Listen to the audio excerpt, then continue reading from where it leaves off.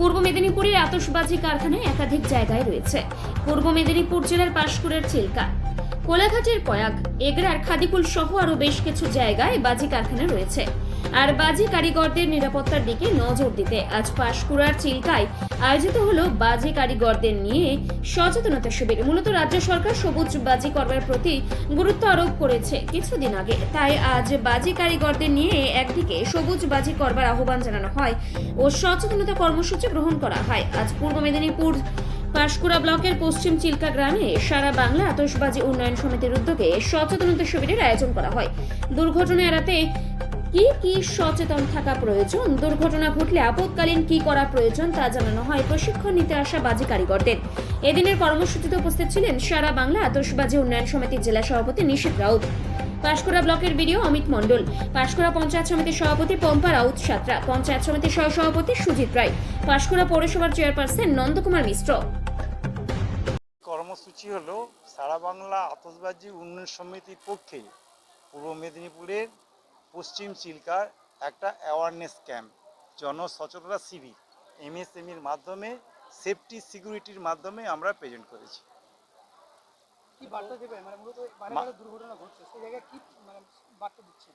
বার্তা এটাই দেওয়া হচ্ছে, মানবিক মুখ্যমন্ত্রী এই প্রথম উনি আমাদেরকে পূর্ব মেদিনীপুরের 170 জনকে ট্রেনিং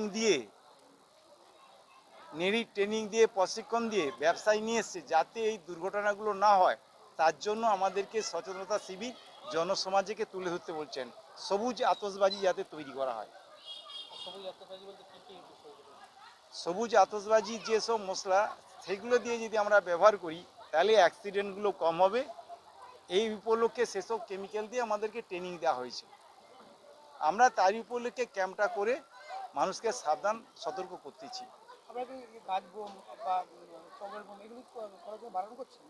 না, গাছ বোম তৈরি করতে বলা আছে, 125 সেমি পর্যন্ত পারমিশন আছে। 2023 সালে 11ই নভেম্বর এটা পাস হচ্ছে হাইকোর্ট থেকে, তার মাধ্যমেই জানিয়ে দেয়, সুপ্রিম কোর্ট থেকে পাস হয় এবং হাইকোর্ট থেকে জানিয়ে দেওয়া হয় যাতে কিউআর কোড থাকবে, যাতে স্ক্যান করা যাবে যে উনি বৈধ বাজিওয়ালা এবং ওনার কথা বিপদ হলে উনি আমাদের গ্রিন বাজি, তাহলে আপনি চকলেট বোম করতে পারবেন। কিন্তু আপনার বাজিটাই যদি গ্রিন বাজি না হয়, সেটা চেনা যাবে কিউআর কোডের মাধ্যমে, স্ক্যানের মাধ্যমে, তাহলে আপনি চকলেট বোম বানাতে পারবেন। যে হারে সাধুয়াপোতা এলাকায় কিছু বছর আগে বাজি বিস্ফোরণের ঘটনা ঘটেছিল, তারপর কি এলাকা থেকে সেই সমস্ত বিষয়গুলো সচেতনতা করা হয়? আমরা তারই পরে সিদ্ধান্ত নিই 2023 সাল থেকেই। একটা সময় এই বাজি শিল্পটাকে শিল্প বলা হতো না, আজকে সেটাকে বাজি শিল্প বলা হচ্ছে এমএসএমইর মাধ্যমে। যার দায়িত্বে আছে এমএসএমই এবং আজকে উদ্যম রেজিস্ট্রেশন কার্ড করে দেওয়া হচ্ছে। এখান থেকে যারা ট্রেনিং করতে পারছে তারা এই শিল্প যাতে ব্যবসা করতে পারে, তার থেকে গভর্নমেন্ট সেফটি সিকিউরিটি উনি যদি মেনটেন করতে পারেন। আজকে সারা বাংলা আতশবাজি উন্নয়ন কমিটির পূর্ব মেদিনীপুর জেলা শাখার উদ্যোগে আমাদের পাঁশকুড়া ব্লকের পশ্চিম চিল্কাতে যারা সবুজ বাজি তৈরি করে তাদেরকে আজকে সচেতনতা শিবির হলো। এই সচেতনতা শিবিরে মূলত যারা বাজি তৈরি করে এবং যারা সরকারি লাইসেন্স হোল্ডার তারা যাতে সচেতনভাবে ফায়ার সেফ মেনে তারা তাদের কাজটা করে। কারণ বিগত দিনে আমরা দেখেছি পাঁশকুড়া, কোলাঘাট, আমাদের চিল্কা, সাধুয়াপোতা, পুলসিটা এইসব এলাকায়, বিস্তীর্ণ এলাকায় কয়েক বছর আগে বিভিন্ন দুর্ঘটনা ঘটেছে। সেই দুর্ঘটনা ঘটার পর বাংলার মুখ্যমন্ত্রী মমতা বন্দ্যোপাধ্যায় যারা বাজি তৈরির সঙ্গে যুক্ত থাকে তাদেরকে সবুজ বাজি তৈরির প্রশিক্ষণ সরকারিভাবে দেওয়া হয়েছে এবং তাদেরকে আজকে সচেতনতা শিবির করা হলো। এবং আমরা আনন্দিত যে আমাদের পূর্ব মেদিনীপুর জেলায় সবুজ বাজির কারখানাটা এবং তৈরি এবং বিক্রি করার জায়গা রাজ্য সরকারের তরফ থেকে পাঁশকুড়া ব্লকের কয়েকটি জায়গাকে চিহ্নিত করা হয়েছে। দ্রুততার সঙ্গে একটি জায়গায় আমরা বিগত দিনে যাতে যারা সবুজ বাজি তৈরি করে তারা যাতে সেফভাবে সেখানে সবুজ বাজি তৈরি করতে পারে এবং তা বিক্রি করতে পারে তার ব্যবস্থা রাজ্য সরকার করছেন। আমরা বাংলার মুখ্যমন্ত্রী মমতা বন্দ্যোপাধ্যায়কে সবুজবাজি কি জানতে পারলেন বা কি জানানো হলো সবুজবাজি নিয়ে? অ্যাকচুয়াল যেটা বিষয় হচ্ছে যে বিগত কয়েক বছর আগে বিভিন্ন জায়গায় বিভিন্নভাবে অ্যাক্সিডেন্ট হয়েছে।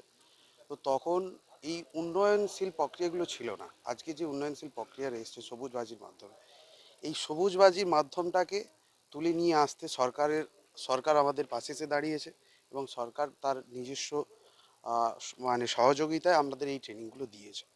আজ এই সচেতনতা শিবিরের মাধ্যমে আমরা থাকা দরকার ফায়ার সেফটি পুলিশ এই সেফটি সিকিউরিটির মাধ্যমে ব্যবসা করার প্রয়োজনীয়তা আছে।